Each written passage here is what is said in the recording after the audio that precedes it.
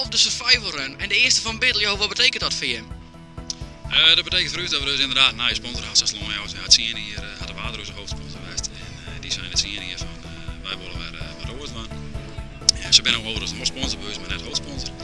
En we hebben gelukkig de Biddle bereid vinden om het hoofdsponsorschap op te nemen. Dit hier de eerste keer. Wij kennen gelukkig voor de Biddle mij beweren dat we dus een EK dit hier. En dat is natuurlijk altijd leuk voor de uitstraling komt van volkbouw. Dus ja, we willen dus best doen om een mooie oude survival run te zetten. En dus de eerste Biddle survival run.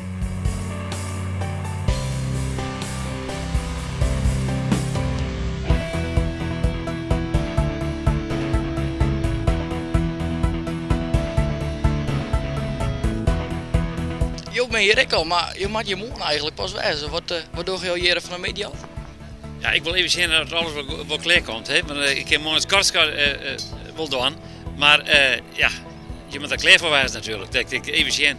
En dat is hartstikke mooi om te zien hoe ze hier de zaken, die stellages bouwen, hoe ze de knopen hier zetten. Hè? Dat is een vak apart. Dat is gewoon hartstikke mooi. Een beetje sfeerproeven. Ja, vind ik mooi. Wat ben je verwachting van morgen? Nou, een mooie dag, zet elke in. De deelnemers, er zijn 1000 deelnemers, dus het kan alleen maar hartstikke mooi worden. Een gigantische dag hier, daar ben ik best van.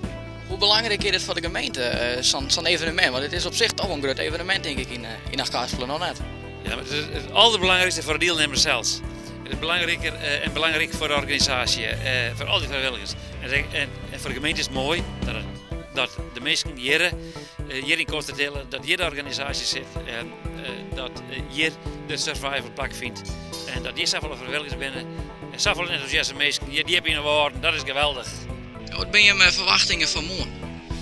Wij verwachten morgen heel mooi waar om te beginnen. Dat is altijd goed, vooral voor de vrijwilligers die beginnen en assisteren. Voor de deelnemers echt mooi, maar goed, als het regent en het voor hen op zich niks. En wij verwachten morgen 900 deelnemers om ons dit hier helemaal lekker te kijken. Hoe zit het dan met zo'n organisatie van 950 deelnemers? Dat is net niks. Ben je er protomeesten langs de kant die mij helpen? Hoe volle ben dat ongeveer? Ja, en ook Griffel wij zetten mijn was om 1204 vrijwilligers in die ons helpen dit evenement op orde te zetten. En we beginnen al met wat opbouw van hindernissen betreft, beginnen we in februari al zaterdag te bouwen. En deze week en de hele week eigenlijk. Maar de voorbereidingen om het tafel om samen te zetten, die beginnen eigenlijk al we bezieken van de bouwvak al wel lastig in en dan naar de bouwvak echt op de vergadering en de lijn moet het zetten.